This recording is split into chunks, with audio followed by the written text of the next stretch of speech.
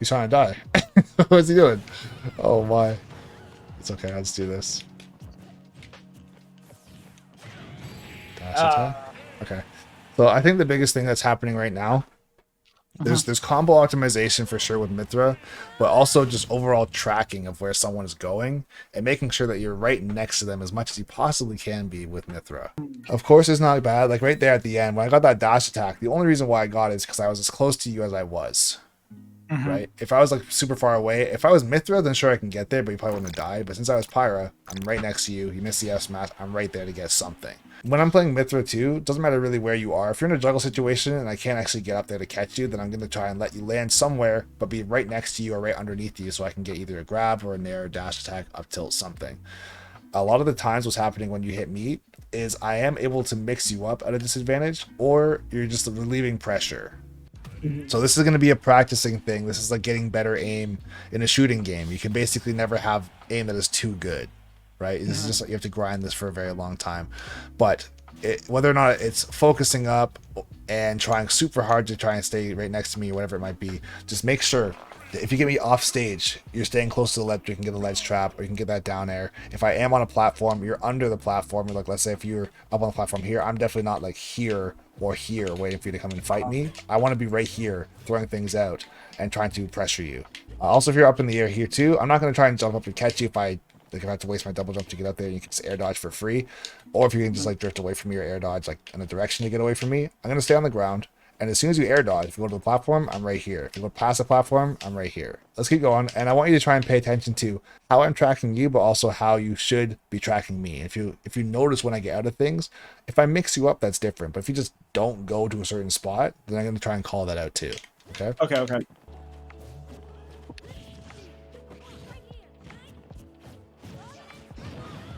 Sour spot. Even like right there. If I went to try and go up there and hit you, if you nared, I might have got reversed.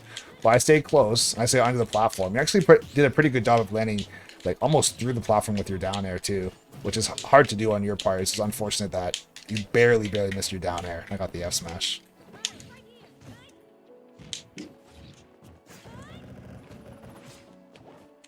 Different? Wow. 100% calculated. We all know this.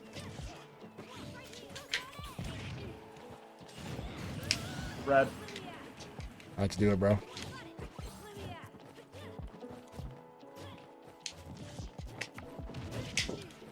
Oh, it's not what I wanted. This was supposed to be Lightning Buster. Oh well. I got too crazy. Yep, nice. I'm dead. Wow, I died in at the end. I'm sad. Ooh. I 100% should have lived.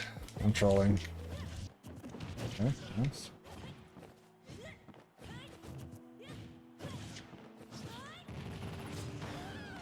Oh, I guess so. That's not what I want to have happen at all, but I guess it just worked out. But notice when I'm in off, or I guess in advantage state, it should feel oppressive. That's how people describe Mithra. Yeah. Right? It's not like, oh, okay, like now I have a chance to figure out a habit, or like maybe like get some air, or like get my jump back, or like not have to shield for like 1 second. It's like, no. It was maybe like 2 or 3 actual moments or actual seconds in that game, but we were genuinely back in neutral. And I technically didn't have to go back to neutral. I could have applied pressure. I just, maybe my tracking was off slightly. So instead of overextending in a bad situation, I just went back to neutral and then we continued on. But you'll notice too, it's like if I hit you with like a forward tilt or a dash attack or a down tilt into something, if the next thing is not going to be true, that doesn't mean I should overextend and get reversed, but it also means I shouldn't run away and then let you just get down, because like, okay, well, it's not true anymore. I have to like be there for the air dodge, or for you to hold shield, or for you to swing and I shield and you land on my shield, or whatever it might be. And just continuously keep that up. I think one of the best things that we can do moving forward is just try and get these reps in so you can see it, so you can try to do the same thing to me or anybody else that you play with as well too. This is just trying to get to that next gear or next level for yourself to say, okay, I play at this speed, and to get to the next level, everyone plays at this next speed, so I gotta push myself to go even faster, right?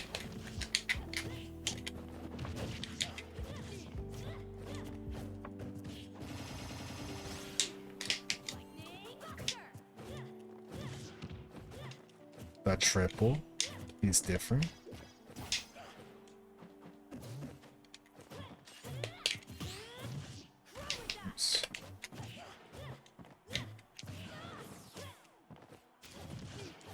Ooh.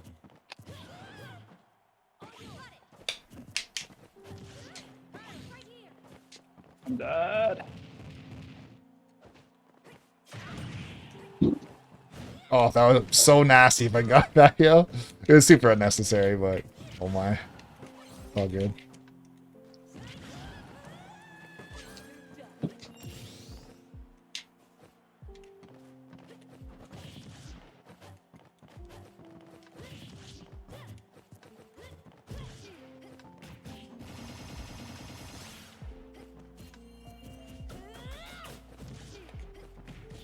Right.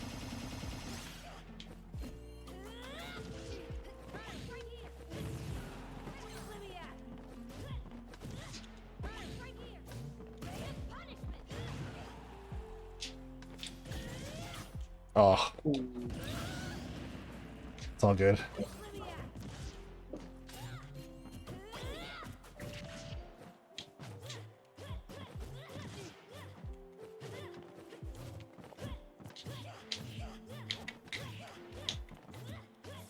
Mashing.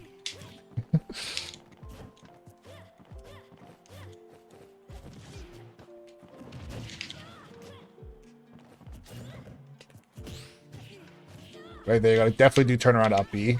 Since you're backwards, you're not gonna get up smash there. Mm-hmm. Oh, wasn't close enough.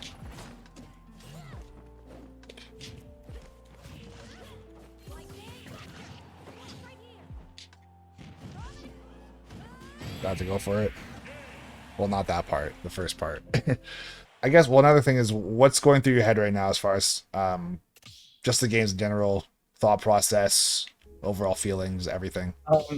So I definitely agree with you. I feel like that's the like you kind of hit the nail on the head with the like feeling like it's oppressive thing. Like that's the point at which that's the point like that I want to get to where I'm kind of always there and I have an answer for whatever their option is. Yeah, I think it's just like maybe like it's just like not the easy answer. It's like I have to get my reps in to like kind of build up to be playing at that speed. I think another thing too is also trying to identify what your opponent is doing as far as their attacks and then mirroring them with your punishes. So if someone makes a small mistake, you have to try and go for a small punish. So you can't always be thinking, okay, I'm just going to do whatever I want to do because I don't care what they're going to do. I'm not saying that's what you're thinking, but it's more so that if someone makes a small mistake with a tilt and you go for a smash attack to punish that as far as a actual punish, not a read. Let's say they tilt your shield. Well, I guess you could up smash that, but like if someone throws like a run up down tilt in front of you and you try to F smash them, they're just gonna get out of the way. But you could potentially get a dash attack or your own run up forward tilt or run up down tilt as well. Something that's also very quick. The more you can recognize, okay, for your opponent's going to do something that's relatively safe. If I just start swinging like huge moves, if I catch them, then it's great. But if I miss, they can now you're allowing your opponent to make mistakes and get punishes, even though they should be getting punished themselves. I feel like right now I'm having like a big, like an issue where like right now I'm trying to like, I'm remembering something I think you said in a previous video where like you want to keep like the string taut or something. Where I'm trying to like stay kind of like in that range with you, and then because it's so different to like I guess how I'm like used to playing, where it's just like me kind of like waiting for a bigger opportunity and then kind of like using Mythra speed to get in. I'm just being like caught by things that I normally wouldn't. I don't know. No, that's not wrong. I can say this as well too. At higher and higher levels of play, the margins become thinner and thinner.